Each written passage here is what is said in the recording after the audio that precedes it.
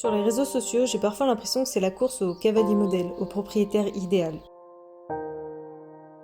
C'est à celui qui offrira le meilleur mode de vie à son cheval, qui utilisera les meilleures méthodes, les exercices les plus originaux. Parfois, j'ai un peu l'impression d'être au milieu d'une compétition où le gagnant va être celui qui montrera le mieux à quel point Doudou est attaché à sa personne, à quel point il l'aime, à quel point son cheval est enthousiaste pour tout ce qu'il lui propose, à quel point leurs liens sont forts et leur relation parfaite. Puis bon, à quel point son ego surdimensionné est flatté aussi, mais ça, du coup, il faut pas trop le dire, quoi. Ça me fait penser à toutes ces nanas qui nous exposent leur corps parfait sur Instagram, qui encouragent le culte de la minceur, enfin même de la maigreur, qui se filment H24 à la salle, qui n'ont l'air de manger que des légumes matin, midi et soir et qui s'affichent parfaitement épanouies malgré qu'elles jonglent entre leur boulot, les tâches ménagères et leurs enfants.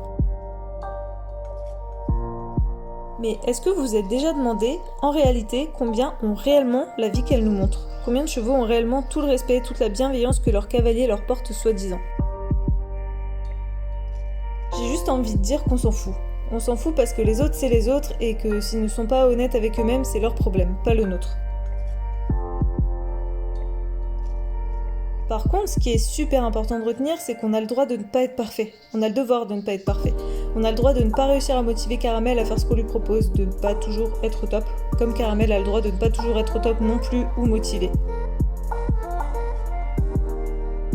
Ça arrive à tout le monde de s'énerver, de pas comprendre une réaction, un comportement. Comportementaliste, c'est un métier, je suis bien placée pour le savoir. C'est pas être débile ou incapable de ne pas réussir à surmonter toutes les difficultés qu'on rencontre tout seul. C'est pas une honte de demander de l'aide. Et tu sais quoi, c'est même normal d'essayer de nouvelles choses et de se tromper. Personne ne réussit tout du premier coup. Il n'y a absolument rien de dramatique à ne pas utiliser le dernier matériel ou la dernière méthode à la mode. Ce qui compte, c'est d'être en accord avec ses valeurs, ses convictions et d'être capable de se regarder dans un miroir une fois rentré à la maison. L'important, c'est de trouver ce qui nous correspond et ce qui correspond à notre cheval.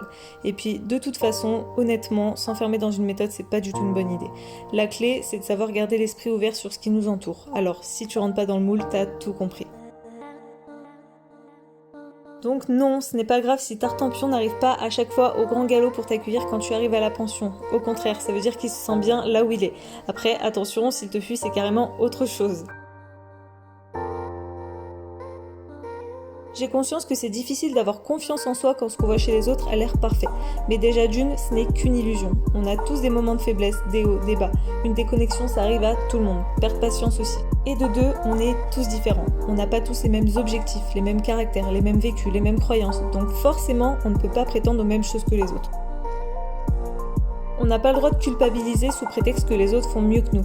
Ils ne font pas mieux, ils font autre chose autrement. L'important, c'est de faire les choses pour soi et en son âme et conscience. Les autres, on s'en fout.